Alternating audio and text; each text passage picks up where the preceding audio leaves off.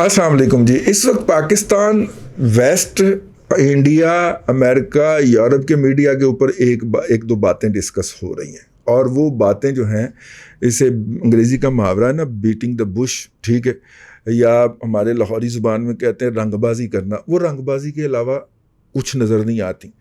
और वो ये है कि अफ़गानिस्तान के अंदर जो मौजूदा सूरत हाल है, जब हम ये व्लॉग कर रहे हैं उस वक्त तक 12 जो है वो कैपिटल मुख्तलिफ ज़िलों के, मुख्तलिफ सूबों के 12 जो हैं वो दारुल हुकूमत तो खैर वफाक का होता है, लेकिन चले हम उनको दारुल हुकूमत ही कह दें, वो तालिबान ने अपने कब्ज़े में ले लिए हैं।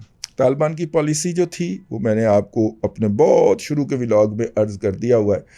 जो मुझे लगता है, पहले तो मैं इस पे बात कर लूँ, जो मुझे लगता है पिछले दिनों मुल्ला उमर मरहूम के साहबजादे जो हैं मुल्ला याकूब, वो सामने आए, उनका यह बयान जारी किया गया।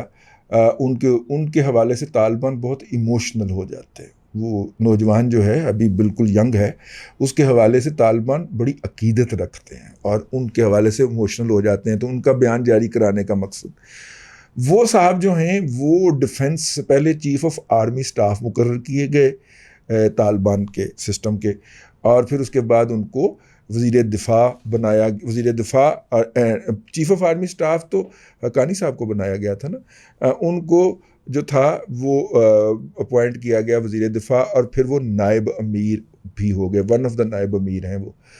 तो वो जो हैं, और उनकी वजह उनका इन्फ्लुएंस होना, उनका एहतराम होना अपने वालिद साहब की वजह से, ठीक है, ये बात जहन में रखिएगा। खैर, उनका पैगाम भी नशर करवाया गया। इसका मतलब क्या है? इसका मतलब जो मैं डिकोड करके पहुंचा हूं आपके खिदमत में, मैं पुराने व्लॉग्स के अंदर कुछ साल 2 साल पहले जो किए थे उसमें मैंने आपसे ये अर्ज़ किया था कि वहाँ पे उनके 2 विंग्स हैं, एक सियासी है और एक अस्करी है, और इन दोनों के दरमियान बहुत लंबी लंबी बहसें चलती हैं, और इसको वो आप नज़रियाती बहसें भी कह सकते हैं। जो अस्करी थे, जो लड़ाई वाली साइड के थे, उनका ख्याल था कि हम बाय फोर्स लें, जबकि सियासत वाले कह रहे थे कि चूँकि मुज़ाकरात जो हैं वो चल रहे हैं और अमरीकियों ने खुद मुज़ाकरात की भीख मांगी है, तो हमें खून खराबा अवॉइड करना चाहिए और हमें उनको रास्ता देना चाहिए ताकि वो निकल जाएं। और ये तो हमने उठ के गाँव से शहर में ही आना है ना। जब अमरीकी यहाँ पे नहीं होंगे तो ये जो यहाँ पे पुलिस में भर्ती हुए हैं, ये तो हमने खुद भेज के भर्ती करवाया हुए अपने बंदे हैं। तो उनको हमने कहना आ जाओ जवान इधर, तो उन्होंने इधर आ जाना है, वही वर्दियाँ पहने हुए, वही असला पकड़ के और वही सारा कुछ करके। तो अब आप देखें ना, वहाँ पे जो सरेंडर हो रहे हैं उनका तरीक़ाकार क्या है कि खून रेजी से बचने के लिए वो वहाँ के जो मिशरान होते हैं, जो इफेक्टिव लोग होते हैं, अगर उनमें से तालिबान के ख़िलाफ़ कोई हथियार नहीं उठा लेता, जैसे कि हेरात में हो गया है, जैसे कि इधर वो लश्करगाह में हुआ है, कि वो जो मिशरान हैं या जो मुअज़्ज़िज़ीन हैं उन्होंने हथियार चुक ले, तालिबान के ख़िलाफ़ हुए थे, ठीक है, वो भी खैर डोमिनेट हो जाएंगे। लेकिन अब अगर वो नहीं होता तो वो क्या करते हैं, वो वहाँ के जो इफेक्टिव तरीन आलिम दीन होते हैं उनको और इन बुज़ुर्गों को क्या के कहते हैं कि इनको समझाओ जाके, ये क्यों अपनी जान के दुश्मन हुए हुए हैं, ठीक है। और वो जाके उनको समझाते हैं, तो आगे से यही होता है कि फिर हमारी जान की गारंटी आप देंगे, वो कहते हैं आपकी जान की सिक्योरिटी की हम गारंटी देते हैं, आपको कोई हाथ भी नहीं लगाएगा, ठीक है। लिहाजा वो फौरी तौर पे राज़ी हो जाते हैं। उनमें से जो नए सेटअप को ज्वाइन करना चाहे उसको वेलकम किया जाता है, ठीक है, वो अपने पिछले अमाल से तौबा का इजहार करे और ज्वाइन कर ले, और जो नहीं करना चाहता उसको वहाँ से निकलने का रास्ता दे दिया जाता है। अगर इतनी कत्लो गारतगरी हो रही होती तो क्या वेस्टर्न मीडिया ये रिपोर्ट कर पाता कि इतने लोग फ़लाँ ज़िला से निकल के भाग आए हैं और इतने लोग फ़लाँ ज़िला से निकल के भाग आए हैं? इसका मतलब है कि उनको कोई भागने का रास्ता देता है तो वो वहाँ से निकल पाते हैं, अदरवाइज़ तो वो चारों तरफ से आते हैं। अगर आप ये ज़हन में रखिएगा कि वो चारों तरफ से आते हैं। खैर, ये तो एक अपनी जगह पे, लेकिन मुझे ये लगता है कि वो जो उनकी 2 शूराएँ थीं, एक अस्करी शूरा और एक सियासी शूरा, उसमें अस्करी शूरा, सियासी शूरा ने एक बहुत बड़ा लैंडमार्क अचीव किया जब उन्होंने पिछले साल फरवरी के अंदर एक दिफाई मुआहदा किया। अब जब वो एक इतनी बड़ी अचीवमेंट कर ली कि बग़ैर किसी ब्लड शेड के अमेरिकन यहाँ से चले जाएंगे और उसके बाद हम आपस में बैठ के तय करेंगे, तो अब عسکری شورا کے اندر یہ خیال آیا ہوگا, یہ میری اپنی ازمپشن ہے یا میرا اپنا انالیسز ہے, کہ یار یہ تو اتنا بڑا اچیومنٹ کر گئے, ٹھیک ہے, اور ہم نے کیا اچیو کیا ہے. تو اب عسکری شورا اپنا وزن دکھانا چاہ رہی ہے, یا عسکری ونگ جو ہے وہ اپنا امپیکٹ دکھانا چاہ رہا ہے, یا جو اپنی وہ چیزیں ڈسپلے کر رہا ہے. اور وہ جو ہیں انہوں نے جتنے بھی دارالحکومت تھے, جس ان کے ایک صوبہ اس کے ضلع ہیں, ایک ضلع کے اندر وہ اس کا کیپٹل واقع ہے, دارالحکومت صوبے کا واقع ہے, انہوں نے باقیوں پہ قبضہ کرنا شروع کر دیا اور یہ قبضہ جو تھا یہ بڑی خاموشی سے پچھلے سال سے جاری تھا, ٹھیک ہے. چیزوں کو وہاں پہ جو آفیسرز ہیں, وہاں پہ جو آفیشلز ہیں, ان کے ساتھ نیگوشیشن شروع کر دی. نیگوشیشن ایک دن میں تھوڑی ہو جاتی, وہ ان کے ساتھ نیگوشیشن شروع کر دی کہ بھائی جب ہم آئیں گے تو آپ کیا کریں گے. تو انہوں نے کہا جی وہ آپ بھی اپنے بھائی ہوتے ہیں, دیکھیں آپ کو تو ہم نہیں نہ مار سکتے, دکھ ہوگا, وہ ہمارے بھتیجے یتیم ہو جائیں گے. تو ان کو سمجھایا بجھایا اور ڈرایا, ٹھیک ہے. اور ان تینوں سے, اور درمیان میں کمیونیکیشن کر رہے تھے یہ مشران اور مولوی صاحبان.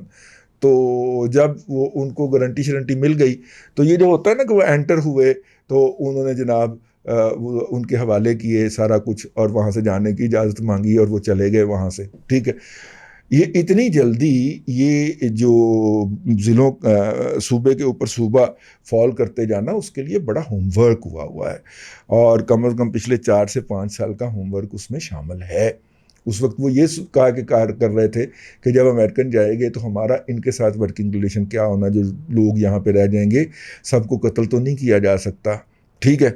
تو لہٰذا یہ طالبان کے اندر بھی سوچ تھی, کیونکہ پہلے ہی وہاں پہ جی ایس ایم کے آنے کے بعد اور ڈیجیٹل میڈیا آنے کے بعد اور الیکٹرانک میڈیا آنے کے بعد ان کے خلاف پچھلے 20 سال رج کے پروپیگنڈا ہوا ہے. اور خاص طور پہ پروپیگنڈا کرنے والے جو تھے وہ مائنڈ سیٹ ٹرین ہوئے تھے انڈیا کے اندر. اور انڈیا جو ہے اس کے لیے بہرحال طالبان کو ایک حقیقت کے طور پہ قبول کرنا جو ہے, اس کے اندر بہت سارے فیکٹر ہیں. پھر میں کہوں گا کہ اس کے اندر مذہبی فیکٹر بھی ہے, تو کچھ لوگ مائنڈ کر جائیں گے, تو لہٰذا ہم اس کو نہیں رکھتے. لیکن جو ہے وہ بہت سارے فیکٹرز ہیں.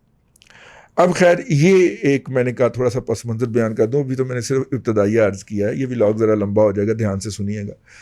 اس وقت دنیا کے جو میں نے شروع کی تھی یہاں سے بات, دنیا کے تمام میڈیا کے اوپر جو بات ہو رہی ہے کہ جناب دیکھیے وہاں پہ اس لیے صحیح حکومت قائم نہیں ہو سکی کہ کرپشن بہت تھی.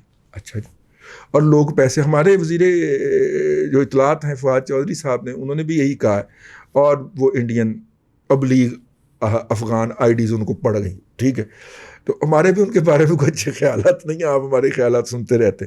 تو انہوں نے یہ بات کہہ دی, یہ بات ان کو نہیں کہنی چاہیے تھی, اگرچہ وہ اپنا جو کرپشن کا پروپیگنڈا, اینٹی کرپشن کا پروپیگنڈا, اس کو بڑھاوا دے رہے تھے. لیکن جاتے جاتے بھئی آپ تو پاکستان کے وزیر اطلاعات ہیں, آپ کیوں افغانستان کے اندرونی معاملات کے اوپر بول رہے ہیں؟ ہاں, افغانستان جو آپ کے اوپر بول رہا ہے آپ اس کا جواب دیجئے, آپ you are suppose to reply, ٹھیک ہے.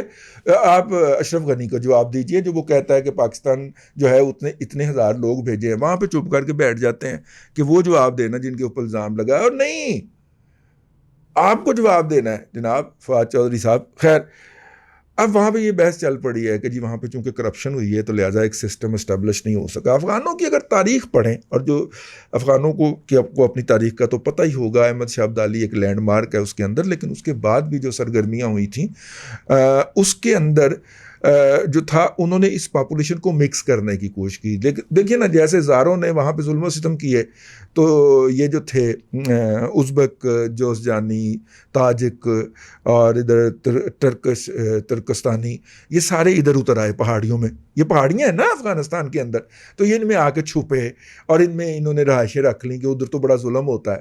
پھر جب کمیونسٹ انقلاب آیا تو یہ پکے پکے ادھر رہ گئے کہ جناب نہیں, یہ سوشلزم اور کمیونزم جب آئے تو چین والے ادھر آ کے, اور ادھر سے وہ باقی ساری نیشنلٹیز تھیں جو 4 یا 5 ہیں, 4 ہیں, 5ویں تو قزاقستان تو بہت پیچھے پڑتی ہے نا, جو براہ راست بارڈر لگتے ہیں, میں ان کی بات کر رہا ہوں. کرگستان ہے, تاجکستان ہے, ازبکستان ہے اور ترکمانستان ہے. یہ 4 ریاستیں افغانستان کے بارڈر پہ ہیں اپر, اور وہ پیچھے ہے. میں بغیر دیکھے ہی کہہ رہا ہوں, غلطی ہو جائے تو معافی دے دیا کرو یار. اچھا, تو وہ لوگ جو ہیں وہ بہت بڑی آبادی کے اندر تقسیم ادھر آ گئے. تو یوں ازبک ادھر بھی ہیں بارڈر کے، ازبک ادھر بھی ہیں، تاجک ادھر بھی ہیں، تاجک ادھر بھی ہیں. ٹھیک ہے، تو یہ ترکمانستانی ادھر بھی ہیں ادھر بھی ہیں. مطلب عبدالرشید دوستم یہ وہی ہے نا جو جان اپنا بھی صوبہ کو آ بیٹھا. خیر یہ بحث ہو رہی. ٹھیک ہے، اب وہ جو اس کے بعد جو کام ہوا ہے احمد شاہ ابدالی کے بعد، جو over the years over the centuries کام ہوا ہے کہ ادھر سے پختون لے جا کے نا وہاں پہ کچھ صوبوں کے اندر، کچھ پاکٹس کے اندر، کچھ ضلعوں کے اندر آباد کیے گئے. تو اس سائڈ پہ بھی کچھ پختون ڈومینیٹڈ پاپولیشن کے صوبے یا ضلع ہیں جن کو جو سمجھ نہیں آتا کہ یار پختون کی بیلٹ تو یہ پاکستان کے ساتھ چل رہی ہے، تورخم سے لے کے کابل تک، ادھر ہیں اس روڈ کے ادھر یہ سینٹر کے اندر بیٹھے ہوئے ہیں ہزارے شزارے، اور یہ پرلی طرف ادھر سے اترنے والے. تو یہ پختونوں کا ضلع کیسے، پختون ڈومینیٹڈ کیسے ہو گیا ہرات؟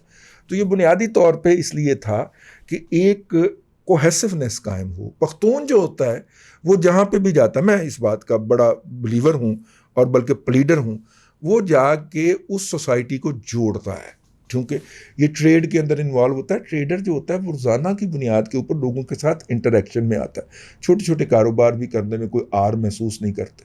میں تو کہا کرتا ہوں کہ پاکستانی معاشرہ، پاکستان کا جو اس وقت ملک ہے، اس کی جو بلڈنگ ہے، اس بلڈنگ کی جو اینٹیں ہیں ان کے درمیان جو سیمنٹ لگا ہوا ہے جس نے ان اینٹوں کو جوڑ رکھا ہے وہ ہمارے پختون بھائی ہیں. پاکستان کا کون سا علاقہ ہے، کون سی گلی ہے، کون سی نکر ہے جہاں پہ آپ کو پختون بھائی نہیں مل جاتے؟ اور اگر دن میں نہ ملے تو رات کو تو ان کی آپ کو سیٹی سنائی دے ہی جاتی ہے. چوکیدار تو سارے پاکستان میں پختونوں کا ان کا ہے، اجارہ داری ہے. تو کراچی میں تو آپ بس پہ چڑھنے لگتے ہیں تو آگے آپ کو ویلکم کہنے کے لیے وہ موجود ہوتا ہے. ٹرانسپورٹ کے اوپر ان کا بہت زیادہ خوفناک قسم کا قبضہ ہے. تو خیر یہ ایک اس کا پہلو. لیکن وہ افغانستان کو متحد رکھنے کے لیے انہوں نے وہ ناردرن سائڈ کے اوپر جا کے بھی اپنے لوگ بسائے، اور وہاں پہ بھی پختون ڈومینیٹڈ ہیں. کمنگ بیک کہ جناب افغانستان کے اندر جو ہے وہ کوئی ایک فورس نہیں ہے. ابدالی صاحب نے کس بنیاد پہ اکٹھا کیا تھا؟ تاریخ سے اتنا بغض کیوں رکھتے ہو صاحب؟ ٹھیک ہے، ابدالی صاحب نے جو تھا وہ کس بنیاد پہ اکٹھا کیا تھا؟ یہ سوال میں یہاں پہ رکھ کے آگے بڑھ رہا ہوں. دیکھیے بڑی ورسٹائل ہیں وہاں پہ قومیتیں، وہاں پہ ڈویژن بڑی خوفناک ہے. ایک تو ہے قومیتوں کی بنیاد کے اوپر جو میں گن چکا ہوں آپ کے سامنے، دوسری ہے لسانیات کی بنیاد کے اوپر. افغانستان کا ایک پری ڈومیننٹلی حصہ، کیونکہ افغانستان کسی زمانے میں ایران کی ریاست کی ایک باجگزار ریاست رہا ہے. چونکہ دور دراز بہت تھا، آنے جانے میں بہت مسائل تھے، تو لہٰذا ایرانی جو تھے وہ لوٹ مار کے لیے ادھر بر صغیر تشریف لے آتے تھے. نئی دلی پہ چڑھائی کر دیتا تھا نادر شاہ. ٹھیک ہے، تو نادر شاہ جو تھا ایرانی وہ ادھر حملہ کر دیتا تھا. ادروائز تو افغانستان کو بھی انہوں نے، جب عروج تھا نا ایران کی ریاست کا، تو انہوں نے اس کو بھی اپنے ساتھ جوڑا ہوا تھا. پھر پختونوں کو ایک دن میٹر گھوم گیا پختون کا، تو پھر انہوں نے چنگا ایرانیوں نے کوٹ کے تو تھپڑ چھپڑ مار کے اور ٹھیک ٹھاک پھینٹ لگا کے اور گھر تک چھوڑ کے آیا، اور اپنا افغانستان وہ جو تھا وہ وجود میں آیا. اب دوسرا، لیکن ظاہر ان کے امپیکٹ تو ہیں، اور امپیکٹ کے اندر لینگویج بھی شامل ہے. تو لہٰذا افغانستان کے اندر پری ڈومیننٹلی جو بولی جاتی ہے وہ فارسی بولی جاتی ہے، دوسرا پشتو بولی جاتی ہے. چھوٹی موٹی لینگویجز میں تو اردو کا بھی شمار ہو جاتا ہوگا، لیکن یہ ہے کہ جو پری ڈومیننٹلی جو اکثریت بولتی ہے وہ پرشین بولتی ہے. اس کی پھر دو اقسام آ جاتی ہیں، اور دری اور وہ سارا. ٹھیک ہے، اور ادھر پشتو جو ہے وہ ایک ہی ہے دل تراشا وہ ایک ہی ہے. ٹھیک ہو گیا. اب جناب دل تراشا آگے چلتے ہیں. اس کے بعد نا ادھر آئیں. ٹھیک ہے، اب جناب یہ کہا جا رہا ہے کہ جناب وہاں پہ تو ورائٹی بہت ہے، اور وہاں پہ تو خانہ جنگی ہو جائے گی. خانہ جنگی وہاں پہ کئی صدیوں سے، کئی دہائیوں سے چلی آ رہی ہے، اس لیے خانہ جنگی جو ہے اس کو تو آپ سائڈ پہ کر دیجیے. شغل ہے ان کا، یہ روٹین ہے ان کا، لڑائی شڑائی کرتے رہنا، ہتھیار تھرو ازماتے رہنا. اور دوسرا یہ ہے کہ افغانستان تقسیم ہو جائے گا. ٹھیک ہے، اگر آپ ان کی بات کو فیس ویلیو پہ لے دیا جائے، ایک تو کچھ تو خون بہے گا، اور دوسرا افغانستان تقسیم ہو جائے گا. تو کوئی حل تو نکالنا ہے کہ نہ کچھ تو خون بھی کم سے کم ہو اور افغانستان تقسیم بھی نہ ہو. تو پھر احمد شاہ ابدالی والا سوال میں یہاں پہ فٹ کروں گا، پھر کیسے کیا جائے؟ ٹھیک ہے، تو ایک ہی طریقہ ہے، دونوں سائیڈ کے اوپر مسلمان ہیں، تو اگر کسی بات پہ اکٹھے ہوں گے تو وہ اسلام پہ اکٹھے ہوں گے. اس بات کے اوپر جو ہے نا وہ بہت سی جگہوں کے اوپر بہت بہت بہت تکلیف ہوگی، اور نیچے اس کا اظہار بھی آپ دیکھیے گا، پہلے 40-50 کمنٹ تو آتے ہی ادھر کی دوگلی بلاگی جنگ والوں کے ہیں. بھائی جان، جب تک آپ اسلام کو موقع نہیں دیں گے افغانستان کے اندر، امن نہیں ہونے لگا. ٹھیک ہے، پختون تاجک سے لڑے گا، تاجک ہزارہ سے لڑے گا، ہزارہ جو ہے وہ جوز جانی سے لڑے گا، ہیں ازبک سے لڑے گا، ترکمانستانی سے لڑے گا، سارے آپس میں لڑیں گے. اگر کسی ایک بات کے اوپر متفق ہوں گے وہ اسلام ہے. اور یہ بات ملا عمر مرحوم کو سمجھ آ چکی تھی، تو لہٰذا انہوں نے سب سے پہلے جو سمبلزم یوز کیا تھا کندھار کے میوزیم میں پڑی ہوئی وہ چادر جس کو نسبت ہے نبی کریم صلی اللہ علیہ وسلم کی ذات سے، تو انہوں نے وہ چادر اوڑھ کے یہ سفر شروع کیا تھا. ٹھیک ہے، انہیں یہ بات سمجھ آ گئی تھی کہ میں افغانوں کو کیسے متحد کر سکتا ہوں. ٹھیک ہے، اور اسی بات کو آپ کو دوبارہ موقع دینا پڑے گا. اللہ آپ کو آسانیاں عطا کرے اور آسانیاں خلق خدا میں تقسیم کرنے کی توفیق عطا کرے.